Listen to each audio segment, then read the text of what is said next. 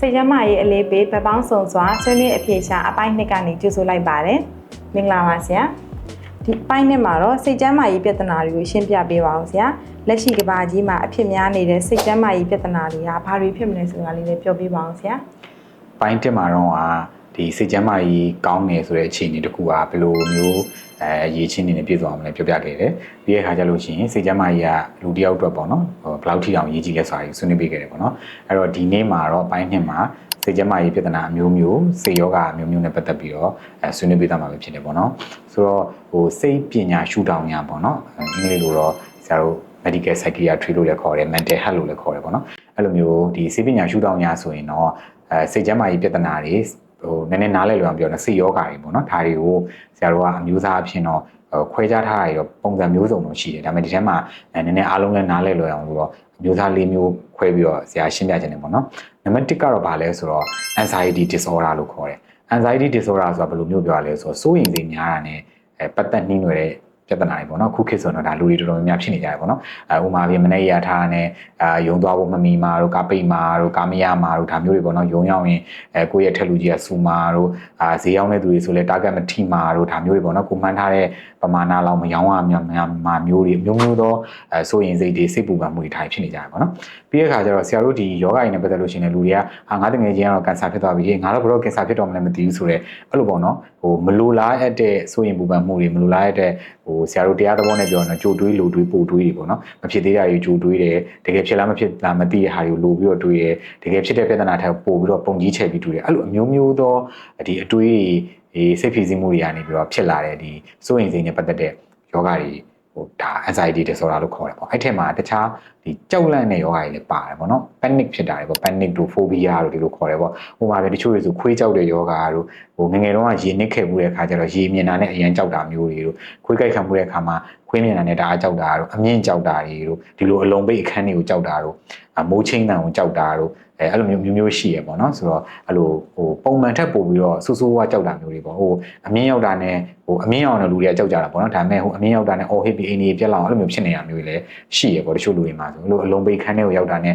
ရုပ်တရက်ကြီးအသက်ရှူမဝဖြစ်လာတာပေါ့တကယ်ကအသက်ရှူမဝတာမဟုတ်သူ့ရဲ့စိတ်ကြောင့်ဖြစ်တာပေါ့နော်အဲ့လိုမျိုးအမျိုးမျိုးသောစိုးရိမ်စိတ်ညားတဲ့ယောဂတွေပေါ့ဒါကိုတော့နံပါတ်1အုပ်စု anxiety disorder လို့ခေါ်တယ်ပေါ့နော်နောက်နံပါတ်2ကတော့ဗာလဲဆိုတော့ mood disorder ပေါ့ mood disorder ဆိုတာ mood ဆိုတာတော့ဆရာတို့အားလုံးကြားဘူးတဲ့ရုပ်ရှင်ရိုင်မှုသွင်းရတယ်ဆိုတာမျိုးပေါ့နော်စိတ်ခံစားချက်နဲ့ပတ်သက်တဲ့ယောဂတွေပေါ့နော်ဥပမာအဖြစ်ဆိုလို့ရှိရင်ဘယ်လိုဟာမျိုးကြီးလဲဆိုတော့စိတ်တက်ကြတာတွေဒီထဲကိုထည့်လို့ရတယ်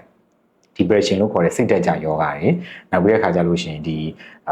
စိတ်တက်ကြွတဲ့ယောဂတွေလည်းပါတယ်ပေါ့ mania လို့ခေါ်တာပေါ့နော်တချို့ကကြတော့စိတ်တက်ကြတာ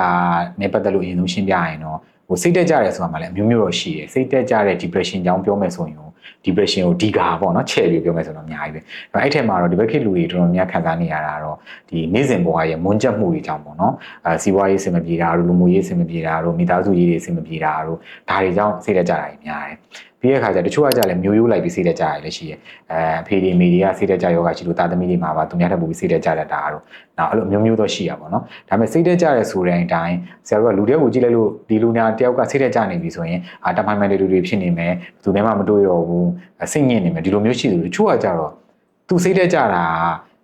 ာပုံစံကွဲနေတယ်ပေါ့နော်ဥမာအဖြစ်ဒေါသတွေအရင်ကြီးလာတာတို့တချို့တွေဆိုပတ်စံတွေရှောက်ပတ်စံတွေမလိုအပ်ဘဲနဲ့တုံးပြီးတော့ပစ္စည်းတွေဝယ်လိုက်တာတို့အဲ့အမျိုးတွေကလည်းတချို့လူတွေမှာသူ့ရဲ့ပင်ကိုအခါ depression ကြောင့်ဖြစ်နေတာမျိုးရှိတယ်တချို့ဆိုလို့ရှိရင်လည်းသူ့ရဲ့စိတ်တက်ကြတာကိုဖြေပြောဖို့အတွက်တငယ်ချင်းတွေရှောက်သွားတငယ်ချင်းတွေမုတ်တွေတင်လိုက်ဝယ်ကျွေးဒါမျိုးပေါ့နော်အဲ့လိုအမျိုးမျိုးသောစိတ်ပြဿနာတွေကတော့ရှိရပေါ့နော်ဆိုတော့ depression ကအဲ့လိုပုံစံမျိုးစုံနဲ့လာတတ်တယ်အဲ့ဒီကနေမှဒီနောက်ဆုံးအဆင့်ကိုရောက်လာတဲ့အခါမှာတော့ဒီ depression ကကိုယ့်ကိုဒီလိုးဝိုင်းမှမနေပြောတော့ဘူးမျောလင်းချက်တွေပျော်ရွှင်မှုဆိုတော့လည်းသူ့မှာဘာမှမရှိတော့ဘူးသူ့ရဲ့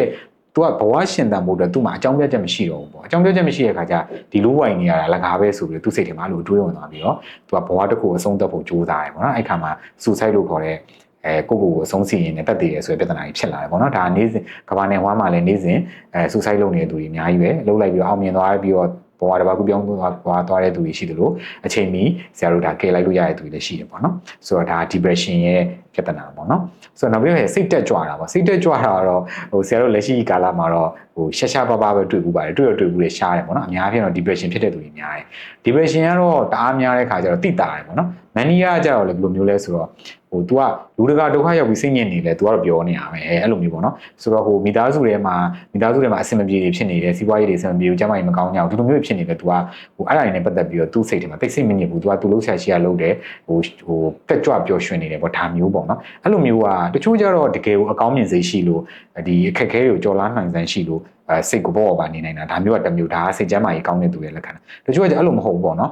်အမြဲတမ်းတွေးသမျှလူစိတ်တက်ကြတဲ့သူကိုလည်း तू မင်းဘာလို့စိတ်တက်ကြနေရလဲဆိုပြီးတော့အတင်းလိုက်ပြီးတော့သူ့လိုငါလိုပြောနေစမ်းမှာဆိုပြီးတော့ဟိုဘက်ကလူကလည်းစိတ်တက်ကြနေရဆိုတာစိတ်တက်ကြရခြင်းအကြောင်းရင်းရှိရလေအဲ့လိုမျိုးပေါ့နော်အဲ့လိုမျိုးစိတ်ကြွနေပေါ့နော်အမြဲတမ်းကိုပဲတော်တယ်ကိုပဲတက်တယ်အဲ့လိုမျိုးဖြစ်တာမျိုးလေးပေါ့နော်ဆိုတော့ဒါစိတ်တက်ကြွတဲ့မန်နီယာပေါ့ဒါမျိုးလေးလည်းရှိရပေါ့နော်နောက်ဒီ mood disorder တွေမှာတချို့ယောဂတွေဆိုလဲဆရာတို့တွေ့ဘူးတာပေါ့နော်ဒါလည်းဆိုတော့ဆွဲလန်းတဲ့ယောဂပေါ့နော်ဘယ်လိုဆွဲလန်းတာလဲဆိုတော့လူတယောက်နဲ့တယောက်ဆွဲလန်းတာမျိုးမဟုတ်ဘူးအမှုချင်းတစ်ခုကိုဆွဲလန်းနေတာမျိုးတွေပေါ့နော်ဥပမာအဖြစ်ဆိုရင်သူကဘာလဲဆိုတော့လက်တစ်ခါဆေးပြီးတော့လက်ကပြောင်းသွားပြီးတန့်သွားပြီးဒါပေမဲ့သူထက်ခါဆေးရဆေးလို့မပြီးနိုင်တော့ဘူးလက်ဆေးလိုက်သူလက်မတန့်သေးသွားဆေးပေါ့နော်ဆရာရဲ့ဗီဒီယိုကြည့်နေရင်တယောက်ယောက်ကအဲ့ဒါနဲ့တူနေရဆိုရင်တော့လည်းပြင်ဖို့လိုတယ်လို့ပြောချင်တယ်ပေါ့နော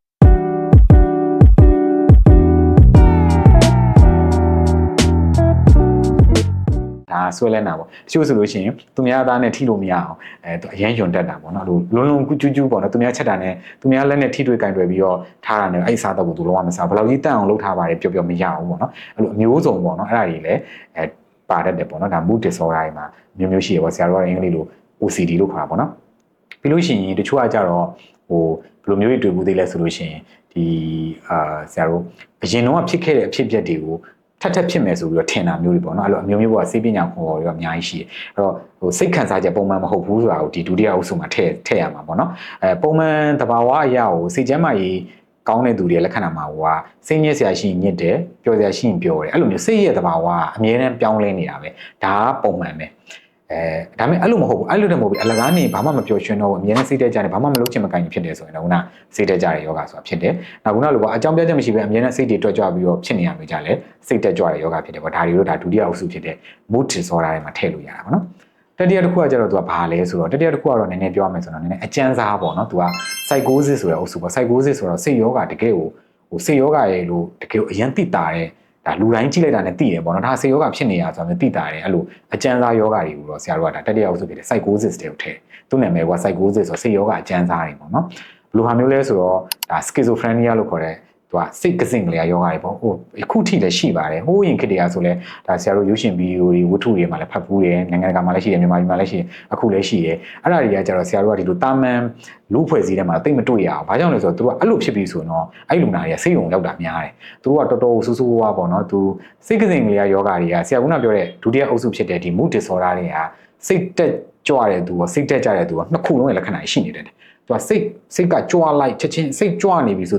သူပြောတယ်လုပ်တွေထားလုပ်တယ်စိတ်တက်ကြွသွားပြီဆိုဘယ်လိုမှမတွေ့တော့ဘူးအဲ့လိုမျိုးတွေပေါ့နော်စိတ်အတက်ကြတွေသူကအရန်ပဲဖြစ်တယ်ပေါ့နော်ပြီးတော့နောက်တစ်ချက်ကကျတော့သူကဘာလဲဆိုတော့ဒီစိတ်ကစင်ကလေးဖြစ်တဲ့လူတွေရဲ့လက္ခဏာတွေကနည်းနည်းပိုပြီးထူးခြားတယ်သူများထက်သူကတကယ်မရှိတာတွေကိုမြင်တာပေါ့နော်တကယ်မရှိတဲ့လူတွေကိုမြင်နေတာတို့တကယ်မရှိတဲ့အတန်တွေကိုကြားနေတာတို့တကယ်မရှိတဲ့အနံ့တွေရနေတာမျိုးတွေကိုဒါမျိုးတွေလည်းသူကပါတယ်ပေါ့နော်ဆိုတော့အဲ့လိုလူတွေဆိုတော့အရန်ဆိုးတဲ့အခြေအနေဆိုရင်ဆေးရုံတွေပိုင်းတင်ပြီးကုသရတာရောရှိတယ်ပေါ့နော်ဒါကဆေးယောဂအကျန်းစားတွေပေါ့နော်တခြားသောအဲ့လိုဆေးယောဂတွေတချို့ယောဂတွေကြာဆရာတို့ဆေးပညာအသုံးနှုန်းနေနေဆိုရင်ရှင်းပြတာခက်လို့ပေါ့နော်အဲ့လိုအကျန်းစားဆေးယောဂတွေလို့ပြောလိုက်လို့ရတယ်ပေါ့နော်။ပါဇက်ကနေမကြောက်မနာတာတွေရှောက်ပေါ်နေရမျိုးတွေတို့လူတကာကိုလိုက်ဆွဆွဲနေရမျိုးတွေအဲ့လိုမျိုးတွေပေါ့အဲ့ဒါတွေကလည်းခုနပြောတဲ့စိတ်ယောဂအကျန်းစားတွေရဲ့လက္ခဏာပဲပေါ့နော်။တချို့တွေဆိုရှိရဲအဖိုးကြီးတယောက်ကအဲ့လိုစိတ်စင်ကလေးယောဂဖြစ်တဲ့ခါကျတော့သူကအိမ်ကသူ့ရဲ့မျိုးသမီးကိုအချိန်ကြီးလိုက်ဆွဆွဲတာတွေလိုက်ပြီးတော့တမုံနေရတယ်ပေါ့နော်အဲ့လိုမျိုးပေါ့မျိုးတွေ့ဘူးတယ်ပေါ့နော်ကိုယ်တိုင်မတွေ့ဘူးနောက်မှဖတ်ဘူးတယ်ကြားဘူးတယ်ပေါ့ဆရာတို့တွေဒီစေချမ်းမကြီးစေုံတွေမှာ training ယူခဲ့တော့ဒါမျိုးတွေ့ဘူးတယ်ပေါ့နော်ဆိုတော့ဒါကတော့တတိယအုပ်စုကတော့စိတ်ယောဂအကျန်းစားအုပ်စု psychosis ပေါ့နော်လေးခုမြောက်ကကြတော့ဗာလဲဆို personality disorder ပေါ့ personality ဆိုတော့ဆရာတို့ကဓာတ်ရိုက်ဘာသာပြန်တယ် personality ဆိုလူတယောက်ရဲ့ကိုယ်ရည်ကိုယ်သွေးပေါ့လူတယောက်ကိုကြည့်လိုက်တာနဲ့तू ကတော်တယ်ထက်မြက်တယ်तू ကဝတ်တာစားတာတက်တက်ရဲ့ရှိရရုပ်ချောတယ်စကားပြောကောင်းတယ်ဆိုတာဒါမျိုးကလူတယောက် personality လို့ခေါ်တယ်သူ့ကိုကြည့်လိုက်တဲ့ body bad တီနဲ့ तू ကရုပ်ဆိုးတယ်သူ့ကိုကြည့်ရတာထောင်မကြိုးဘူးအဲ့လိုမျိုးပေါ့နော်လူတယောက်ရဲ့အဝေအစားအပြောဆိုအနေထိုင်အားလုံးကို personality လို့ခေါ်တယ်အဲ့ဒီ personality မှာပြဿနာတက်နေရပါတော့လူတယောက်တစ်ယောက်ကတော့အကြိုက်တူမှာမဟုတ်ဘူးသမီးရယ်နော်ယောက်ျားလေးနဲ့ယောက်ျားနဲ့မိန်းမတော့မတူတာမိန်းကလေးချင်းလည်းမတူဘူးမောင်နှမချင်းချင်းလည်းမတူဘူးလေဒီလိုမတူတဲ့ကွဲပြားခြားနားမှုကတော့ဒါပုံမှန်ပဲဒါ ဒါပေမဲ့အဲ့မတူညီတဲ့ကွဲပြားခြားနားမှုကကိုယ့်ရဲ့နေစဉ်ဘဝကိုထိခိုက်လာတယ်ဆရာရှိမှတော့ပိုင်းတက်မှာပြောခဲ့တဲ့စိတ်ကျန်းမာရေးကောင်းတယ်ဆိုတဲ့အချက်လက်တွေကိုတွေ့ဖိလာပြီဆိုရင်တော့ဒါယောဂလို့သတ်မှတ်တယ်အဲ့တော့ရှိရအဲ့ဒီ personality disorder မှာလည်းအမျိုးအစားတွေအများကြီးပဲအင်္ဂလိပ်လိုတွေဆိုတော့ပြောရင်လည်းလူနာတွေနားထောင်နေမိတ်ဆွေတွေစိတ်ရှုပ်သွားမှာဆိုလို့ပေါ့နော်ဥပမာအဖြစ်ဘယ်လိုမျိုးတွေတွေ့ဘူးလဲဆိုရင်ဒါဆရာတို့ကိုယ်တိုင်လည်းအဲ့လိုမျိုးအနေထားမျိုးဖြစ်ခဲ့ဘူးတာပေါ့နော်ကိုကငငယ်တုန်းကအများနဲ့ဆောင်မွေးဖြည့်တိုင်းစုရတယ်ဂုံလို့ရတယ်အဆင့်3 1 2 3လို့ဝင်နေဆိုရင်ဘယ်ဆောင်မွေးဖြည့်ဖြည့်ငါစုရရမယ်ဂုံလို့ရရမယ်ဆိုစိတ်မျိုးဖြစ်နေတာအဲ့ခါကျတော့ဘာဖြစ်လဲဆိုရင်ဘဝဆိုတာအများတိုင်းကိုဖြစ်ချင်လို့ဖြစ်တာမဟုတ်သူကဘဝရဲ့ပုံစံက life ပေါ့နော်ဘဝဆိုတာကသူဖြစ်ချင်တယ်လို့ဖြစ်တာကိုဆရာတို့အလိုက်တင်လိုက်နေရတာဒါပေမဲ့လူတွေအများစုကအဲ့သဘောတရားအမှန်ကိုမသိတဲ့အခါကျတော့ဘဝဆိုကိုဖြစ်ချင်တယ်ဖြစ်မယ်လို့ထင်ကြတာပေါ့နော်အဲ့ခါကျတော့ဘာဖြစ်လဲဆိုရင်ခုနလိုပေါ့အများနဲ့စာတော်ပြီးစုရတဲ့အကြောင်းသားတယောက်ကမမျော်လင့်မဲနဲ့သူအသက်တွေကြီးလာတဲ့အတန်းတွေကြီးလာတဲ့အခါမှာစုမရတဲ့အပြင်သူကဆောင်းမွေးကြာသွားတယ်ပဲဆိုပါတော့အဲ့ခါမှာသူကမမျော်လင့်မဲနဲ့သူစိတ်ယောဂဖြစ်သွားတယ်ပေါ့အဲ့တော့သူကတချို့တွေဆိုလို့အများနဲ့ပဲဘာလို့ဆရာတို့ကိုယ်တိုင်လည်းရှိရဆရာတငယ်ချင်းတွေမှာဆိုလည်းရှိဘာလို့စုရရမယ်ဒါပေမဲ့တချို့လူတွေကစာတော့တော်တယ်အားကစားမှညံ့တယ်ပေါ့နော်အားကစားဆိုရင်တော့ဥမာဘောလုံးကန်တာတော်တဲ့သူတယောက်ကရေကူးတာတော့တော်ချင်မှတော်မယ်နိဒါပေမဲ့ तू အဲ့လိုမဟုတ်ဘူးဘာလို့ तू ကတော်နေရမယ် तू ဒီအကောင်းဆုံးဖြစ်နေရမယ်ဆိုရယ်စိတ်မျိုးပေါ့အဲ့ခါကျရင်ဆရာတို့ကအဲ့လိုယောဂတွေကို perfectionism လို့ခေါ်တယ် perfectionist လို့ခေါ်တယ်ဒါပေမဲ့ဒါတွေကတော့တိတ်ရှေ့မှာရှင်းပြခဲ့တဲ့ယောဂ3ခုလောက်တော့စိုးစိုးဝါးရမဟုတ်ဘူးเนาะတချို့ဆိုလည်းရှိအဲ့လိုအခုဆိုလဲငါစစ်တို့ကတော့ကြားဦးမှာပေါ့เนาะကိုကပဲအရေးကြီးဆုံးပေါ့အမိသားစုမှာဆိုငါအရေးကြီးဆုံးတငယ်ချင်းတွေကဂျားထဲမှာလည်းငါပဲတော်ဆုံးပေါ့เนาะ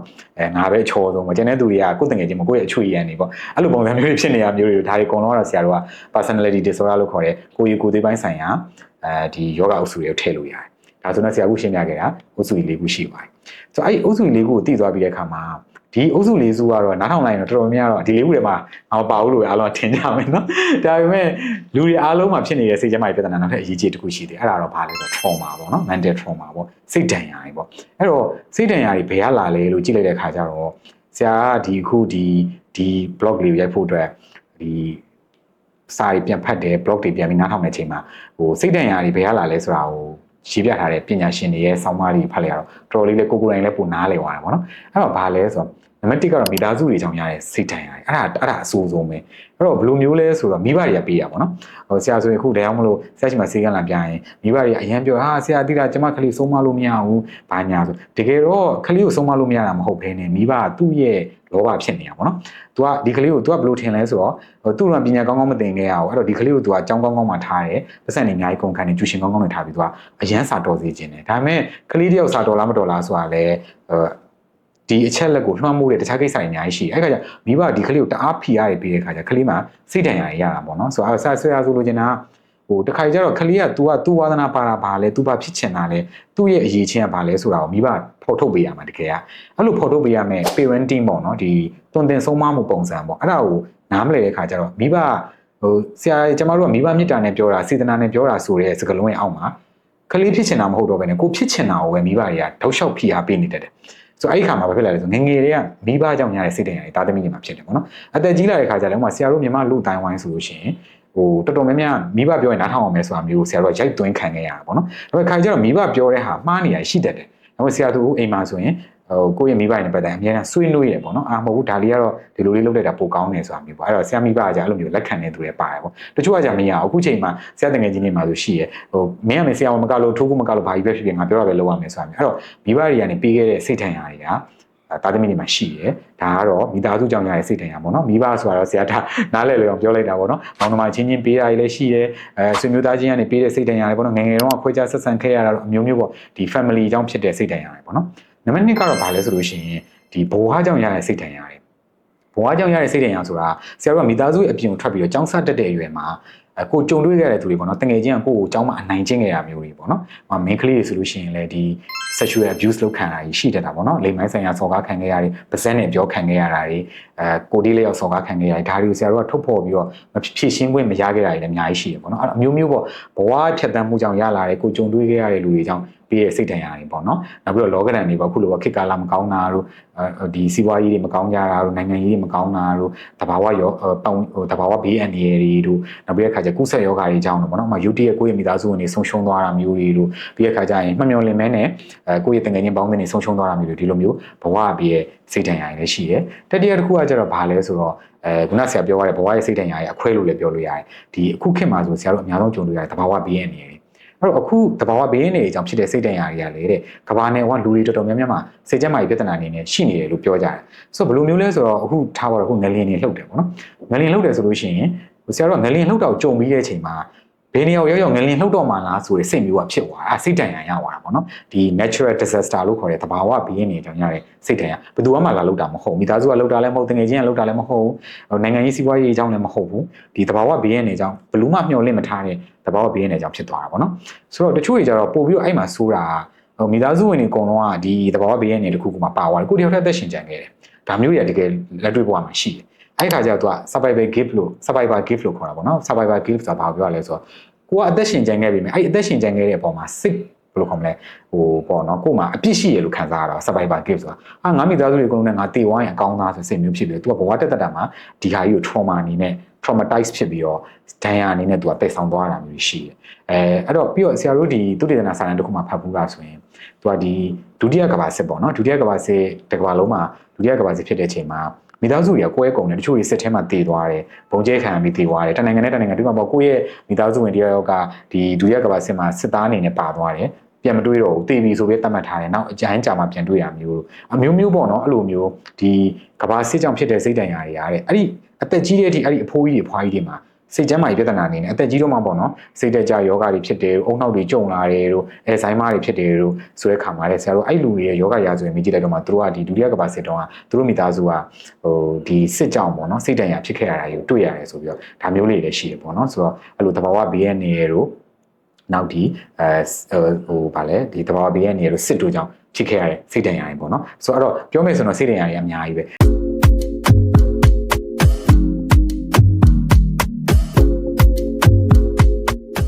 ဲဒီနေရာမှာစိတ်ပညာအရာတော့ကြည်ကြဲပြန့်ပြန့်ပြောထားတာမရှိပေမဲ့ဒီတရားဓမ္မရှုထောင့်ရဒီစိတ်တန်ရာတွေလို့ဆရာနည်းနည်းလေးရှင်းပြခြင်းတယ်ပေါ့နော်ဒါကတော့ဘာလဲဆိုတော့ဘာလို့ဒါလို့ရှင်းပြလဲဆိုတော့ဆရာတို့နောက်ပိုင်းပိုင်း3တို့ပိုင်း4တို့မှာဒီပြဿနာတွေဖြေရှင်းတဲ့နည်းတွေကိုနားထောင်တဲ့အခါမှာပို့ပြီးတော့နားလည်လို့ရအောင်လို့ပေါ့နော်အဲ့တော့ तू ကတချို့တွေကြတော့ဆရာတို့ရဲ့ဒီဘဝတွေကဗုဒ္ဓမြတ်စွာရဲ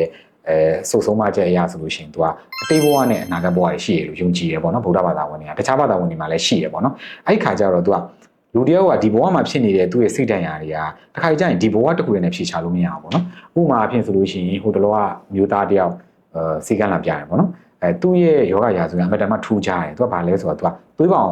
အတက်ကြမှတ်မှန်တဲ့ယောဂပေါ့နော်သူဒီဟိုဘက်မှာတခြားမျိုးကြီးတစ်မျိုးမှာနေရပေါ့ရန်ကုန်ကတော့မဟုတ်ဆရာရှိကိုရောက်လာတော့သူကနောက်ဆုံးကျတော့မှဆရာကိုခင်သွားတာပေါ့နော်ခင်သွားတော့မှသူကဆရာလည်းသူမဟုတ်ဘူးဖြစ်နေရည်တခြားပြောပြမှကိုကဆရာဝန်တယောက်အနေနဲ့ကူညီပေးလို့ရမယ်ပေါ့အဲ့ခါမှာ तू ကဘာပြောလဲဆိုတော့ तू ကတမားတော်တွေထူးထူးဆရာဝန်တွေအများကြီးပြခဲ့တယ်သူ့သွေးပေါင်ကအတက်ကြမှန်မှန်ပေါ့သွေးပေါင်ထိန်းလို့မရတာအစာပိုင်းကသွေးပေါင်ထိန်းလို့မရတော့ဆေးတွေပေးတဲ့ခါမှာသွေးပေါင်ကထိုးကျသွားပြန်အဲ့လိုမျိုးနဲ့ तू ကအဲ့ပြဿနာနဲ့ပဲ तू ဆေးရုံဆေးကန်းအခောက်တိုင်းရောက်တာပေါ့နော်အခေါင်းတွေမူလာတယ်သွေးပေါင်တက်တယ်ဆိုဆေးကန်းသွားပြန်အောင်ဆေးတောက်လိုက်တော့သွေးပေါင်တွေထိုးကျသွားပြီးမထနိုင်ဘူးအဲ့လိုမျိုးဖြစ်နေတာပေါ့နော်ဆိုတော့နောက်ကြတော့မှအဲ့ပြဿနာတွေရဲ့အရင်းမြစ်ကဘာလဲဆိုတော့တဲ့ तू ကဟောပေါ့နော်မိုးချင်းတန်ကိုကြောက်တဲ့ယောဂပေါ့နော်သူကဒီခုနဆရာပြောခဲ့သလိုသွေးပေါင်တက်ကြမှန်မှန်တာနဲ့ဆရာဝန်တွေသမားတော်တွေနဲ့သူတော့ရှော့ပြရတယ်။နောက်ဆုံးကျတော့မှဒီသွေးပေါင်ဒီသူမိုးချင်းတန်ကိုကြောက်တဲ့ယောဂဖြစ်လာပြီးတဲ့နောက်ပိုင်းမှာသူကမိုးတအားရွာပြီးဆိုတာနဲ့သူကတအားကြောက်တာပေါ့နော်ကြောက်လာတယ်ပြီးတဲ့အခါကျသူညာဘက်တွေဆိုအိမ်မပျော်တွေဖြစ်လာတာနေပြီးတော့ဒီသွေးပေါင်ကလည်းထင်းရခတ်လာတာပေါ့နော်။ဆိုအဲ့ဒီမှာနောက်ထပ်ပြီးတော့သူ့ရဲ့ယောဂရာဆိုမှာထူးဆန်းတဲ့အချက်တစ်ချက်ကဘာလဲဆိုတော့သူကဒီလိုဖြစ်တာကလည်းလွန်ခဲ့တဲ့တစ်နှစ်လောက်ကမှဖြစ်တယ်။ तू ကအဲ့လိုမျိုးကြောက်တတ်တဲ့သူမျိုးမဟုတ်ဘူး तू ဆရာကိုယောဂရာဆိုတခြားပြောပြတော့ तू ကတေးရဲလည်းမကြောက်တတ်ဘူးတခြားလည်းသူ့ရဲ့ဒီသွေးဖြည့်ကြီးကြည့်လိုက်တော့လေဟုတ်တယ်ဘာမှ तू မှဒီသွေးပေါင်တက်ကြမှန်မှန်တာနဲ့ပတ်သက်လို့ကြောက်ကပ်ပြဿနာတို့စီးကြိုတို့ကိုလက်စထရောဒါတွေလည်းသိတာမရှိဘူးဟိုမှာအပြင်ဆက်လက်ရက်တွေကိုနေဆိုလဲ तू မစားဘူးပေါ့နော်ဟိုဆရာတို့ပြောတဲ့အတိုင်းလဲအစားတောက်နေထိုင် तू လိုက်ပြီးကြိုးစားတယ်ပေါ့ဒါပေမဲ့ဒီတစ်နှစ်လောက်အတွင်းမှာမမျော်လင့်မဲနဲ့ तू ကဒီမိုးရွာတာနဲ့မိုးချင်းတာကြောက်တဲ့ယောဂသူဖြစ်လာတာပေါ့နော်ဖြစ်လာရင် तू ကလည်းအသိဉာဏ်ရှိရဲ့ तू ဆိုတော့ तू ဒါကို तू ကဆရာဝန်တွေရှိကိုသွားပြီးတော့ပြောလို့ရှိရင် तू သူ့ကိုစေယောဂလို့နာမည်တက်ခံရအောင်မယ်ဆိုတော့ तू သိရော तू ဒါကိုဟိုတအုံတွင်းနဲ့နွင်းနဲ့ပေါ့နော် तू ဖြစ်နေတာပေါ့အဲ့ဒီကနေမှတစင် तू ကဘာဖြစ်လာလဲဆိုတော့ तू ဟိုဆရာအဲ့တော့မေးတာပေါ့နော်မဟုတ်ဘူးဒါဆိုရင်တော့ဟိုငငယ်တွေကကြောက်တာမဟုတ်ဘူးပေါ့နော်ငငယ်တွေကကြောက်တာမဟုတ်တဲ့အခါကျတော့ဘယ်လိုဖြစ်လို့အခုကျမှဒီ6လတနေ့တွင်းညမှာဒီလိုမိုးချင်းတောင်ကြောက်လာတယ်ဆိုတဲ့အခါမှာ तू ကအဲ့ဒီချိန်မှာသူ့ data မှာ तू က private လုပ်ငန်းတွေလုပ်တယ်private လုပ်ငန်းတွေလုပ်တဲ့အခါမှာ तू အောင်မြင်နေပေါ့နော် तू လူတီများလာတယ် तू ကလေးတွေကိုအကြောင်းဖွင့်ပြီးတော့မိဘမဲ့ကလေးတွေကိုအကြောင်းစာသင်ပေးတာပဲ तू လုပ်တယ်လုပ်တော့ तू ကသူ့ကိုအလုံငွေတွေလည်းထည့်ကြတယ်ပေါ့နော်အဲ့ခါမှာ तू ကဟိုဘာဖြစ်လာလဲဆိုအောင်မြင်မှုရဲ့နောက်ွယ်ပေါ့နော်တချင်းတွေကလည်းအောင်မြင်မှုရဲ့နောက်ွယ်မှာ तू အရန်ပင်ပန်းသွားတယ် သူ့ရဲ့စိတ်ဓာတ်ပင်မှန်တာပေါ့နော်သူများရဲ့ပတ်စံကိုယူပြီးတော့သူများသားသမီးကိုသူကစာတင်ပေးရတဲ့အလုပ်တွေလုပ်တဲ့အခါမှာသူကတာဝန်မကြီးမှအရင်ကြောက်တယ်တဲ့အဲ့ဒီအခါမှာသူစိတ်ဖိစီးမှုတွေသူ့မှာတအားများလာရင်ကနေပြီးတော့ဒါ तू ကလည်းပြောပြတတ်တာပေါ့နော် तू ဒီလိုမျိုးတအား तू စိတ်တွေဖိစီးပြီးတော့ तू မနိုင်ဝန်ထားတဲ့အချိန်နဲ့ဒီခုနလိုမိုးချင်းတန်ကိုကြောက်တဲ့ယောဂနေရဖြစ်တဲ့အချိန်ကသွားပြီးတော့တစ်ထက်တည်းဖြစ်နေတယ်ဆိုတော့အဲ့တော့ပြောရမယ်ဆိုလို့ရှိရင်တော့ तू သူ့ရဲ့အဓိကပြဿနာဘာလို့ရမလဲဆိုရင်စိတ်ဖိစီးမှုရှော့ရမှာပေါ့နော်အဲ့တော့ဆရာကတော့ပြောပြလိုက်တယ် private လောက်တာအရင်ကောင်းပါတယ်ဒါပေမဲ့ကိုလုံးနိုင်တဲ့လောက်ပဲလုပ်ပေါ့နော်ခုနကပြောသူကိုမလုံးနိုင်တဲ့ဟာဝင်ရိုးထမ်းနေရပြီဆိုရင်တော့ဒါပြဿနာတက်လာမှာပဲလေခန္ဓာကိုယ်မှာယောဂတွေဖြစ်လာမယ်စိတ်ပြဿနာတွေတက်လာမယ်ပေါ့နောက်တစ်ခုကတော့ဆရာဘာလို့ခိုင်းလဲဆိုတော့ဆရာတို့ဗုဒ္ဓဘာသာဝင်နေယုံကြည်ရတာပေါ့နော်ဒါကတော့တခြားဆရာမေးကြည့်ပူပါတယ်ခရစ်ယာန်တို့အစ္စလာမ်တို့ဘာသာရေးမှာလည်းရှိတယ်ကိုကယောဂတစ်ခုကအဖြစ်ရှားခတ်ပြီဆိုရင်ဆရာတို့ကအပြစ်တွေဝင်ချတောင်းပန်တယ်ပေါ့နော်ဆရာတို့ဗုဒ္ဓဘာသာဆိုရင်တော့ဒါခင်မွေးစေပါဝင်ချတောင်းပန်တာပေါ့နော်ကိုကဒီဘဝမှာသူများကိုပြင်မာထားရမရှိခဲ့ရင်တော့မှအရင်ဘဝတွေမှာအဲ့လိုမျိုးပြင်မာခဲ့တာရှိကောင်းရှိမယ်အဲ့ပြင်မာခဲ့တဲ့အကျွေးတွေပေါ့နော်ကန်ကျွေးတွေပေါ့ဒါတွေကိုအဲ့ဘဝမှာတခါတည်းမချေဖြတ်ခဲ့ဘူးအဲ့ပြဿနာကိုအဲ့ဘဝမှာတခါတည်းမရှင်းခဲ့ဘူးပေါ့ဆရာတို့ကလေပြဿနာတစ်ခုဖြစ်တခါတည်းပြီးအောင်ရှင်းမကျေနပ်တခါတည်းပြောသွားလိုက်ကိုလည်းမကျေနပ်တဲ့ခါလေးပြောမယ်အဲ့တော့မကျေနပ်တဲ့ဟာကိုကျေနပ်တဲ့ထိဖြည့်ရှင်းလို့ရရင်မရရင်တော့ဖြတ်လိုက်တော့တယ်ဒီလူနဲ့ငါသူ့ငါမကျေနပ်လို့ငါတစ်ချိန်ကျသူ့ပြန်လုပ်မယ်လို့ပြန်ဒုက္ခပဲအဲ့လိုအစဉ်မျိုးတွေကိုလူတွေကထားကြတယ်အဲ့ခါကျအဲ့ဒီဟာတွေကအကျွေးအနေနဲ့ကန်ကျွေးအနေနဲ့ပါလာတာပေါ့အဲ့တော့ဥမာအဖြစ်ဒီမိုးချင်းတန်ကိုတောက်တယ်ကြောက်တယ်ဆိုတဲ့သဘောတစ်ခုကလည်းဘဝတစ်ခုခုမှာ तू ကဒီမိုးချင်းတန်တို့ဘာလို့ ਨੇ ပတ်သက်တဲ့အကြုံတွေ့ကြုံခဲ့ရတဲ့သူ့မှာဘယ်လိုခေါ်မလဲ trauma တစ်ခုရှိခဲ့မှာပေါ့နော်အဲ့ trauma ကို तू အဲ့ဘဝမှာအကြောင်းကြောင့်ကုစားခွင့်မရခဲ့ဘူး။များခဲ့တဲ့အခါကျတော့ဒီဘဝမှာလည်းခုနလိုသူ့ရဲ့ဒီဘက်ကခုနပရဟိတလုပ်ငန်းတွေကြောင့်စိတ်ဖိစီးမှုတွေရမ်းများလာတဲ့အချိန်သူ့ရဲ့အသက်အရွယ်ကလည်းဒီ45 50ဖြစ်တဲ့အချိန်မှာ तू ကဒီနှစ်ခုသွားတိုက်ဆိုင်ပြီးတော့ဒီ trauma တွေရဲ့အကျိုးကျေးဇူးရလဒ်အနေနဲ့ तू ကမိုးချင်းတောင်ကြောက်တယ်ဆိုတာပြန်ဖြစ်လာတာပေါ့နော်။အဲ့တော့ဆရာကလည်းသူ့ကိုကြည့်လိုက်တော့ပြောရဆိုတာကိုလိုက်နာတဲ့လူနာဖြစ်တဲ့အတွက်သူ့ကိုညာတိုင်းတရားထိုင်ခိုင်းတယ်ပြီးတော့ခုနခင်မွေးစေပါဝင်ချတောင်းပန်ခိုင်းတယ်ပြီးတော့ဒီအားစေးတွေပိုင်းတောက်ခိုင်းတယ်ပေါ့နော်ပြီးတော့ဒီစိတ်ပိုင်းဆိုင်ရာကိုအဖြစ်ပေးတဲ့အာဟာရဓာတ်တွေပေါ့နော်ဒါမျိုးတွေတောက်ခိုင်းတဲ့အခါမှာတော့သူလာအနေနဲ့မှာတော်တော်လေးပြေလည်သွားတာကိုတွေ့ရတယ်ပေါ့နော်ဆိုတော့ဆရာဆိုလိုချင်တာကတော့ဗာလဲဆိုတော့ trauma တွေကအမျိုးမျိုးရှိတယ်လူတွေမှာဒီဘဝမှာရတဲ့ trauma တွေတော့မှအများကြီးပဲပေါ့နော်ဆရာတို့ဆိုခုဒါအသက်အရွယ်ရလာပြီဆိုရင်ကိုဘဝမှာကြုံခဲ့ရတဲ့လူတွေပေါ့နော်ကိုဒုက္ခပေးခဲ့တဲ့သူတွေပေါ့နော်စီဝါရေးသမားတွေမှာလည်းရှိတယ်ဆရာဝန်ချင်းတိုက်ခိုက်ခံခဲ့ရတာရှိတယ်ခုနလိုငယ်စဉ်ဘဝဆရာမတွေဆိုလဲတပည့်ကိုပေါ့နော်ခွဲခြားဆက်ဆံခဲ့တာပေါ့နော်ဒါသမီးကိုလည်းကြားဘူးတာပေါ့နော်အဲ့လိုမျိုးလူဘဝရဲ့ဒါတွေကလူဘဝမှာကြုံတွေးရတာရှိတဲ့သဘာဝတရားတွေအဲ့တော့ဆရာတို့အဲ့သဘာဝတရားကိုသဘာဝတရားလို့လက်ခံလိုက်ပြီးတော့ဒါကိုပေါ့နော်သူငါ့ကိုဒုက္ခပေးထားလို့ငါသူ့ဒုက္ခပြန်ပေးထားမယ်ဆိုတာနဲ့ဆရာတို့ကပြဿနာကိုလက်စုပ်လက်ကင်နဲ့ကင်ဆွဲလိုက်တယ်လို့ဖြစ်သွားတယ်အဲ့လိုမျိုးပြဿနာကို grab မလုပ်ဖ ೇನೆ သဘာဝတရားပဲလူတွေကကောင်းတဲ့သူလည်းရှိတယ်မကောင်းတဲ့သူလည်းရှိတယ်ကိုဘဝမှာကောင်းတဲ့သူနဲ့လည်းတွေ့ရမှာဖြစ်တယ်လို့မကောင်းတဲ့သူနဲ့လည်းတွေ့ရမယ်အဲ့တော့အဲ့နေရာမှာဖြစ်တဲ့ပြဿနာအဲ့မှာတခါတည်းဆရာကတော့အပီးရှင်းခဲ့စေချင်တာပေါ့နော်အပီးရှင်းခဲ့လိုက်ပြီဆိုလို့ရှိရင်ဒါကိုဆရာတို့က trauma အနေနဲ့ပယ်ဆောင်သွားကြမလို့တော့ပေါ့အဲ့တော့ဒီဘက်ခေတ်လူတွေတယောက်တွေ့ကြတဲ့အခါမှာဆရာတို့ဒီစိတ်ပိုင်းဆိုင်ရာ workshop တွေတို့ spiritual လုပ်တဲ့အခါမှာအများဖြင့်လူတွေနဲ့စကားပြောလိုက်တာနဲ့လူတွေကသူတို့ကဒီဆရာတယောက်ပေါ့နော်ဒီဆရာဝန်ဖြစ်မယ်ဒါမှမဟုတ်လေဒီ counselor တယောက်ဖြစ်မယ်စိတ်ပညာရှင်တယောက်တွေ့တဲ့အခါမှာသူတို့အချိန်ပေးပြီးသူတို့ရဲ့ရင်ထဲကစူးတွေကိုပေါ့နော်နှုတ်ပေးလိုက်တဲ့အခါမှာသူတို့ကအရန်မဲတခါတည်းငိုကြတယ်အဲ့ကြမှာသူတို့အဖြေကိုသူတို့ရှာတွေ့သွားပြီးတော့သူတို့အရင်တော့အမေနဲ့မတည့်တဲ့သူဆိုလို့ရှိရင်အမေနဲ့ပြန်တက်သွားတယ်အရင်တော့လုပ်ငန်းခွင်မှာလူတကာနဲ့ဆက်ဆံမကောင်းတဲ့သူဆိုလည်းဆက်ဆံရေးတွေပြန်ကောင်းသွားတယ်အဲ့ရရဲ့နောက်ဆက်တွဲနေအလုပ်ကိုင်းနေအဆင်ပြေလာတယ်ပတ်စံရှားတာလွယ်လာတယ်လူကြားထဲမှာလူမှုပတ်ဝန်းကျင်မှာလည်းအဆင်ပြေပို့ပြေလာတွေ့ရတယ်ပေါ့ဒါတွေကဘာလဲဆိုတော့ trauma တွေကို heal လုပ်လိုက်တာပေါ့ဒါမှမဟုတ်ဆရာတို့ခုဆရာရဲ့လူနာတွေအများကြီးပြောပြထားတယ် trauma တွေကို heal လုပ်ပါ trauma တွေ heal လုပ်တယ်ဆိုတာစိတ်တန်ရာတွေကိုကုစားပါတဲ့မသွားနဲ့အထူးသဖြင့်တော့ဒီနေ့ trauma ကိုဒီနေ့တခါတည်းအပြတ်ဖြတ်တအုံတွန်းနဲ့တည်မလားပယ်ဝါးနေပေါ့နော်နောက်တစ်ခုကတော့ဆရာကပြောတဲ့မှာတစ်ခုဘာကြောင်ဝါလဲဆိုရင်ဒီ trauma တွေရတဲ့ထဲမှာဆရာပြောရရင်မိသားစုကြောင်းတို့ဘဝတွေကြောင်းတို့လောကဒဏ်ကြောင်းတို့နော်ဒီတဘာဝပတ်ဝန်းကျင်တဘာဝဘေးအနေတွေကြောင်းတို့စစ်ကြောင်းတို့ရှိတယ်လို့ relationship ပြဿနာတွေလည်းရှိတယ်ဆိုတော့တစ္ဆာဖောက်ခံရတာပေါ့နော်အခုဆိုရင်ဆရာတငယ်ချင်းတွေမှာလည်းရှိတယ်ကိုယ်တစ္ဆာဖောက်သွားတယ်ကိုယ်ရမှာနောက်ကျောထားနေထိုးတယ်ပို့ပြီးဆိုးတာတစ္ဆာဖောက်သွားပြီးဖောက်ပြန်သွားတာတခြားတယောက်ကကိုတငယ်ချင်းဖြစ်နေတာမျိုးဒါမျိုးအဲ့ခါမှာကိုကလူတယောက်ကိုချစ်ပြီးဆိုရင်ယောက်ျားလေးကပဲမိန်းကလေးကိုချစ်ချင်မိန်းကလေးကပဲယောက်ျားလေးကိုချစ်ချင်သူကဆရာတို့ချစ်လိုက်တယ်ဆိုကိုယ့်ရဲ့နှလုံးသားကိုသူ့ပေးလိုက်တာနိအဲ့လိုပေးလိုက်တဲ့အချိန်မှာနှလုံးသားကလူတယောက်မှာအရေးကြီးဆုံးလေအဲ့ကိုကအရေးကြီးဆုံးညာပေးလိုက်ပြီးတော့အဲ့နှလုံးသားကိုတခြားလူကအလွဲသုံးစားလုပ်သွားရဆိုရင်ဘယ်လိုခံစားရမလဲပေါ့နော်အဲ့လိုမျိုး relationship တွေကြောင့်လည်း trauma တွေရကြတချို့ဆိုသိရပါပေါ့နော်လုံးဝဘလို့မှမချေရဲတော့ဘယ်သူမှမယုံကြည်တော့ရပါဖြစ်လာတာပေါ့နော်ဒီချစ်ချင်းမြတ်တာကိုလွဲသုံးစားလုပ်ခံလိုက်ရတဲ့အခါမှာနောက်ဆုံးဖြူစင်တဲ့အချစ်ပေါ့နော်တကယ်ချင်းမြတ်တာထားတာတို့မိသားစုဝင်လိုမျိုးချစ်ခင်ကြတာတို့အဲ့လိုမျိုးတွေတွေ့တဲ့အခါမှာတော့ तू အဲ့ချစ်ချင်းမြတ်တာမယုံကြည်တော့ तू ဆိုတော့သူ့ဘဝမှာသူအလွဲသုံးစားလုပ်ခံလိုက်ရသူ့ရဲ့ချစ်ချင်းမြတ်တာကိုလွဲသုံးစားလုပ်ခံလိုက်အဲ့လိုမျိုးအကြောင်းရတဲ့ trauma တွေလည်းရှိတယ်ဆိုတော့အဲ့တော့ဆရာကတော့ဒီဘိုင်းလေးမှာဒီအပိုင်း3အပိုင်း4တို့မှာလည်းဒါတွေရဲ့ဖြည့်ရှင်းနည်းတွေပြောပြမှာပေါ့နော်အဲ့ဒီဘိုင်းလေးမှာတော့ဗာပြောချင်တယ်ဆိုတော့ trauma တစ်ခုဖြစ်လာပြီဆိုရင်ကိုယ့်ကိုယ်ကို victim mindset မလုပ်အောင် victim mindset ဆိုတာငါမလို့လောက်သွားတယ်ငါမလို့ဒုက္ခပေးတယ်ငါမလို့ဒီလိုမဖြစ်ချင်တာတွေကြုံရတယ်ဆိုတဲ့စိတ်မျိုးထားလိုက်ပြီဆိုရင်ကိုက